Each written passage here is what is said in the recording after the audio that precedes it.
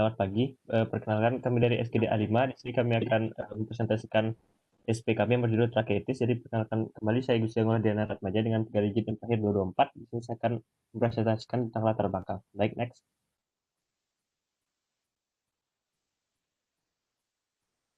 Untuk latar belakang sendiri, trakeitis adalah suatu penyakit pada saluran pernapasan bagian atas. Trakeitis merupakan penyakit yang cukup jarang terjadi, namun bisa menyebabkan kematian.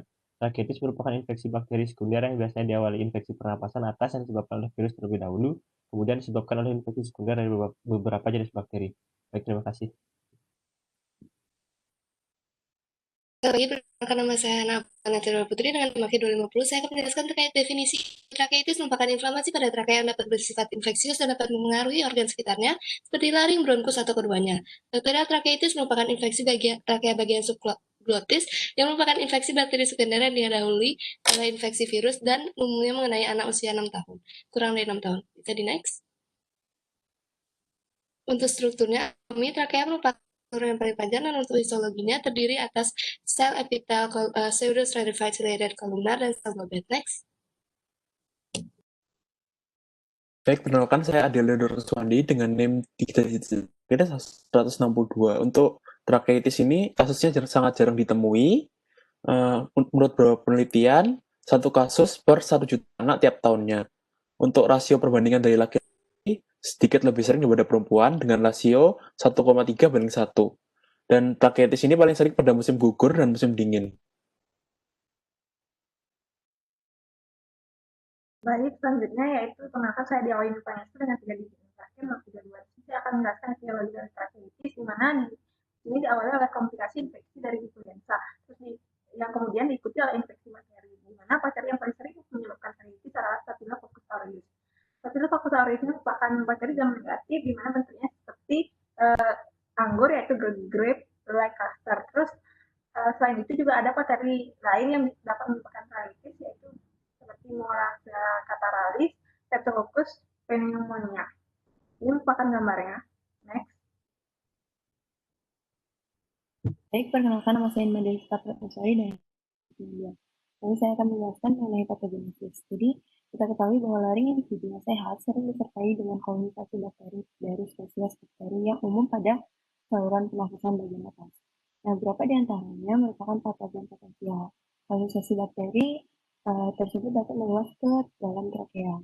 Trakeitis bakteri yakini dapat berasal dari superinfeksi bakteri yang didahului oleh infeksi saluran pernafasan bagian atas oleh virus.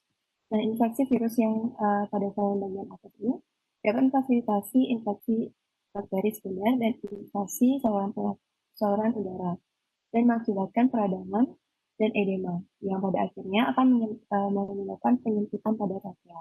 Next. Baik, perkenalkan nama saya Gustai Putu Melisa dengan 3 digit NIM terakhir 46. Jadi gejala yang didahului dengan demam, kemudian hidung berair atau pilek, nyeri menelan, batuk ringan, suara serak, kemudian akibat dari penyempitan di daerah area subglotis menyebabkan terjadinya turbulensi aliran yang melewati saluran pernapasan atas yang berakibat timbul stridor pada saat inspirasi. Selanjutnya, perkenalkan nama saya Gus Yaguni Pratyana dengan NIM terakhir 98. Untuk diagnosis dari trakeitis, pertama menggunakan X-ray di mana terjadi pelebaran regio bawah faring dan juga terjadi penyempitan subglotic airway. Pada infeksi bakteri akan terdapat intraluminal tracheal membran dan juga irregularitas dari bentuk dinding trakea. Ketika kita melakukan CT scan pada trakeitis, bertujuan untuk mencari stenosis, penebalan dinding trakea, serta melihat apakah ada obstruksi pada trakea. Serta selain pemeriksaan radiologi, kita bisa melakukan pemeriksaan endoskopi untuk melihat struktur spaglotik, serta untuk membantu membuka jalan napas dan untuk mengambil sampel mikrobiologi. Selanjutnya dilanjutkan oleh teman saya. Perkenalkan, saya Kadin Hinda Pratiwi dengan NIM akhir 203. Sini saya ingin melanjutkan untuk penata laksanaan, di mana faktor penting dalam tata laksana bakteri trakeitis ini adalah menjaga saluran nafas dengan upaya jika terjadi pada anak, hindari membuat anak gelisah. Lalu kedua, apabila obstruksi jalan nafas pada anak yang menderita bakteri trakeitis ini, sebaiknya dirawat di unit perawatan intensif. Lalu jika intubasi diperlukan, gunakan tabung endotrakeal berukuran 0,5 sampai 1, lebih kecil yang diharapkan untuk meminimalkan trauma di daerah subglotis yang meradang. Kebanyakan pasien 57 sampai 100% memerlukan intubasi. Lalu yang kedua ada obat antibiotik sistemik yang merupakan komponen penting dalam pengobatan trakeitis. Untuk perawatan obat antibiotik awal harus berspektrum luas dan harus mencakup agen antimikroba yang menutupi Staphylococcus aureus karena bakteri ini merupakan penyebab paling umum dari trakeitis. Meskipun ada beberapa pilihan pengobatan yang efektif, yang paling sering digunakan yaitu vancomycin plus cephalosporin generasi ketiga atau ampicillin sulbactam, di mana terapi spektrum luas ini juga harus dilanjutkan hingga mendapatkan hasil kultur dan sensitivitas antibiotik dari eksudat trakea yang tersedia untuk membantu mempersempit regimen obat antibiotik. Durasi khas pengobatan antibiotik ini ialah 10 hari dengan pasien yang dialihkan dari terapi intravena ke oral pada titik yang sama. Lalu ada pula pengobatan lain yang sering digunakan, glukokortikoid, epinefrin nebulisasi, dan albuterol, di mana penggunaan terapi ini juga bervariasi antar institusi, tetapi belum memiliki bukti pendukung yang substansial untuk menjadikan perawatan ini sebagai bagian dari perawatan standar trakeitis. Selanjutnya akan dilanjutkan oleh teman saya. Baik, di sini saya Aditya dengan 3 mili Daclofenol akan menjelaskan tentang pencegahan trakeitis. Jadi pengaturan kelembapan udara beserta vaksinasi yang baik juga akan mencegah angka kejadian trakeitis menjadi lebih buruk lagi. Vaksinasi seperti Haemophilus dan Pneumococcus bisa disarankan. Pasien pediatri yang menggunakan artificial airway tidak disarankan untuk melakukan prosedur penyedotan secara agresif. Pasien yang tinggal di iklim dingin disarankan memasang humidifier maupun memasang humidistat, dan perlu dikonsultasikan dengan penyedia asuransi jika ada.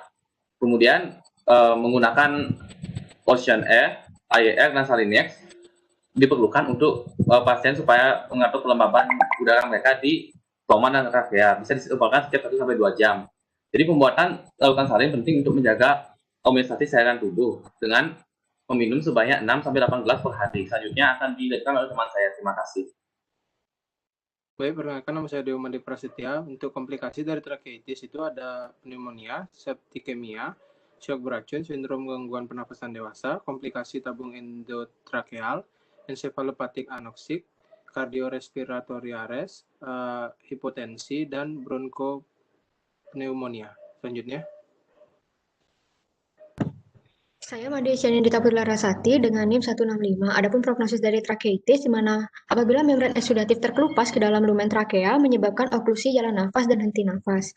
Prognosis trakeitis pada anak-anak tergantung pada tingkat keparahan dan seberapa cepat mendapatkan penanganan. Karena trakea pada anak-anak mudah bengkak dan ukurannya kecil sehingga menyebabkan sulit bernafas hingga kematian.